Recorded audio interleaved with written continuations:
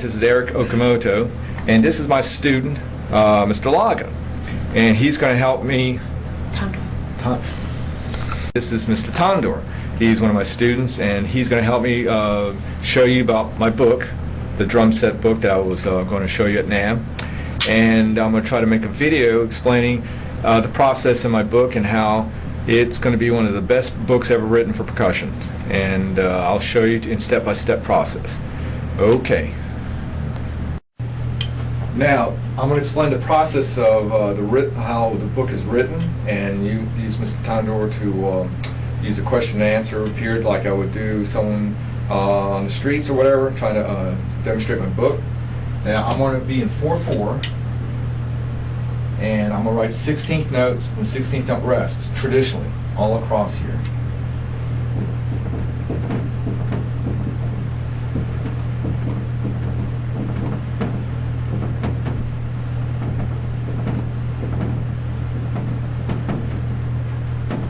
There we go, and that's in one bar.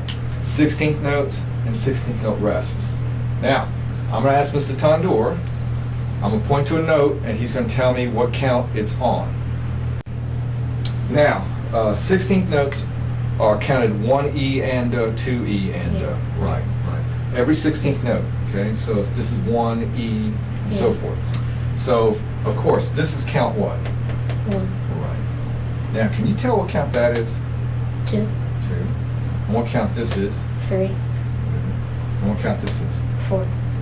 Now, I'm going to rewrite this, Mr. Famularo, and make it so that it'll be 10 times easier to see. Now, instead of having 16th note, 16th note rest like that, I'm going to block everything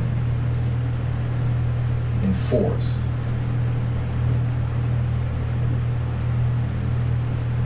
So you have beat 1, beat 2, beat 3, beat 4. And I'm going to put stems on it, or notches, denoting every 16th note. Unless I put a note head on it, you don't hit it. So if I put a note head here, and a note head here, and a note head here, and a note head here, remember this is 1 E and correct? So what count is this on? 1. What count is this on? E. Good. What count is that on? And. What count is this on? Yes, that was fast. Now, this and this are the same thing. So that's not count 2, that's actually E.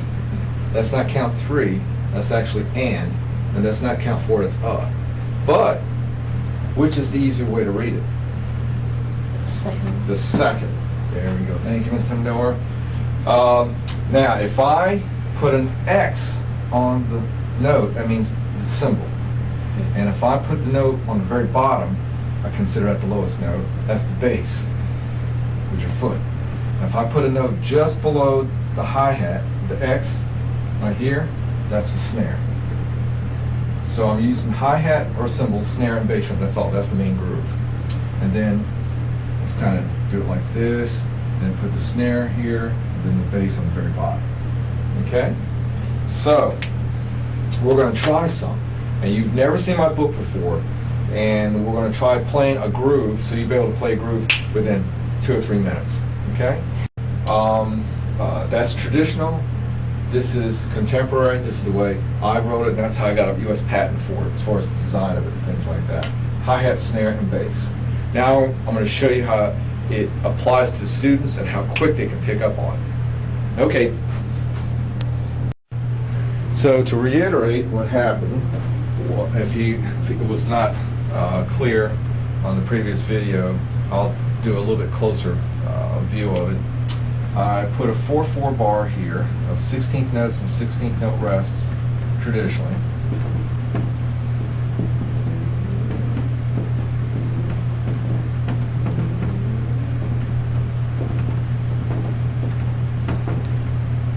Like so. And then he said that this was count, and I asked him what counts these were on, the notes, and he said this is 1, this is 2, this is 3, this is 4, like that. And so I gave him an alternative. I said, well, I'm going to block them like this. This is how I do it in my book. Like So I got a pattern on it. And I put notches here for the 1E and 2E and 3 and so forth. And then I put a note head on it.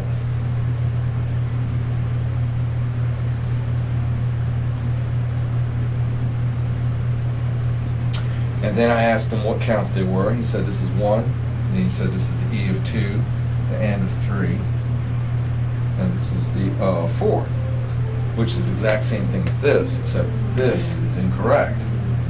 That's the E, this is the AND, and this is the And I asked him which way was easier to read, and he said this way.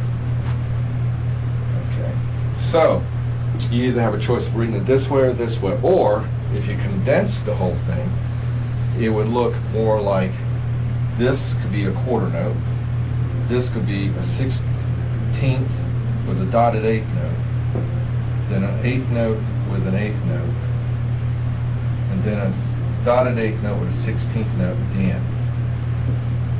So either way, you have to figure out and calculate where you are in the music. Whereas this is blocked, and it's much more clear to my students and to everyone else. So that's pretty much the layout of my book, like this, instead of this way. And my book also is all in 4/4. So they chose this one over this one. Now this is Mr. Tandora, and he's going to go ahead and start with my book right off the bat and get going. So this is quad drum theme 1 with cymbal theme 5. Cymbal theme 5 on the hi-hat, you're pretty much playing, if you count, 1E and 2E and then that's the snare drum, and then that's the bass. And so you're going to go back and, start with the snare, go to the bass, and then on the next page you're going to go back and forth to bass and snare. It's that easy. It's chop building, and once you get through my book, you'll be able to play pretty much every single drum set book on the market, okay? Because it mathematically goes through every variation. So you're right-handed, aren't you? Good. Now, I want you to put your right hand here, and then the hi-hat part's like this: 1E and. Can you do that? 1E and. See, that's 1E and. The snare part with your left stick is just on 1. Yeah, it's just on 1. So they're together. 1E and. Can you do that? Okay. 1E and. Good. Let me turn that snare up a little bit. So we'll go here. Okay, now, you might want to scoot up because you got to put your foot on the foot pedal eventually. Right. Okay? See, and over here, you're going to do the exact same thing except with the bass. Okay? And you're right-handed, so the right hand goes here. There you go. Now, I'm going to let you go and let you do. Now, you have 2 ways of counting this, Mr. Lago. Mr. Tandora. Either you go 1E and or go 1 and, because the E and the are not played. What would you feel better with? 1, and that's what I was thinking, because there's no E's and O's, and that's a lot of mouth work, to say. Okay, so why don't you go ahead and try that? Make sure to count so you don't get lost. And Mr. Formular, they're made in 4-bar phrases.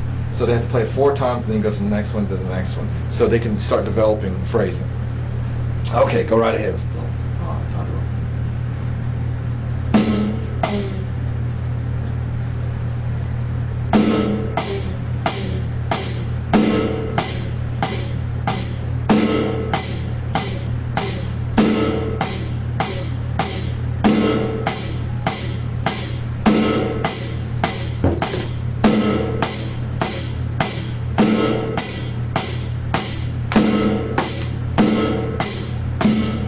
That's all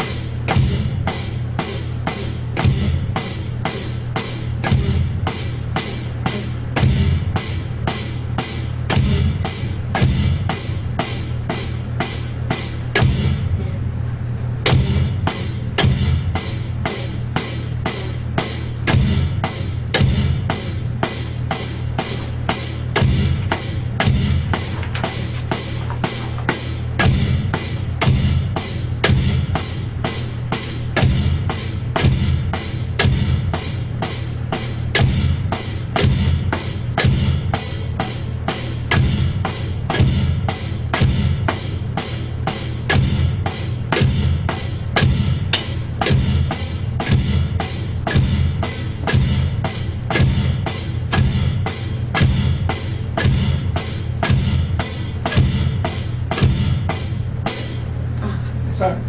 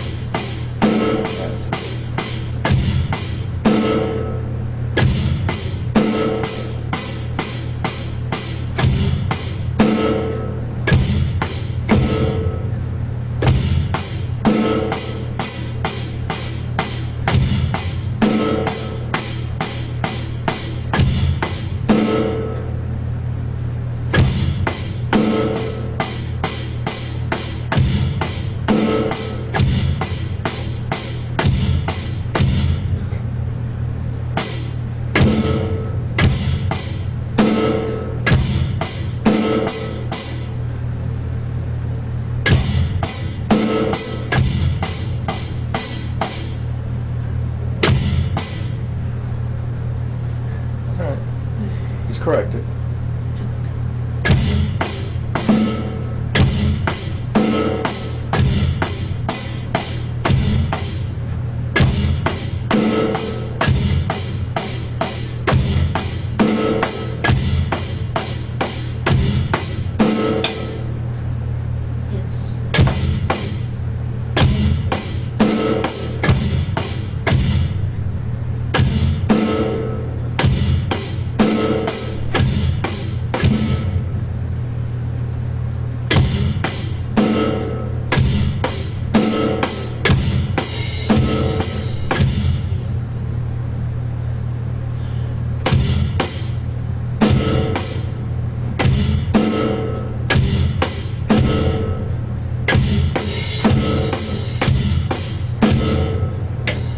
It just goes back and forth between bass and snare, bass, Yeah. snare. That's okay. Keep trying. Keep going. Don't worry.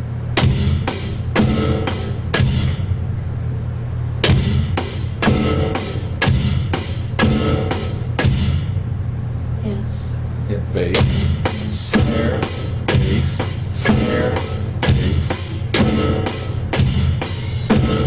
Right. Now, the only problem here is that you kept playing the bass throughout the whole thing. It's because of coordination skills. That's all. You just have to work on that. I was showing that he's never seen drum set music before, ever. He's a brand new student. We're going over quarter notes and eighth notes, and we're jumping to 16th notes. Just roll like that. He's never played the set like this before, and he's just had some coordination problems right in here, but that could be easily fixed. But the next section here is the same one-note theme, except it's pushed over. So it's a permutation of the one-note theme, so you start everything on the E instead of on the 1.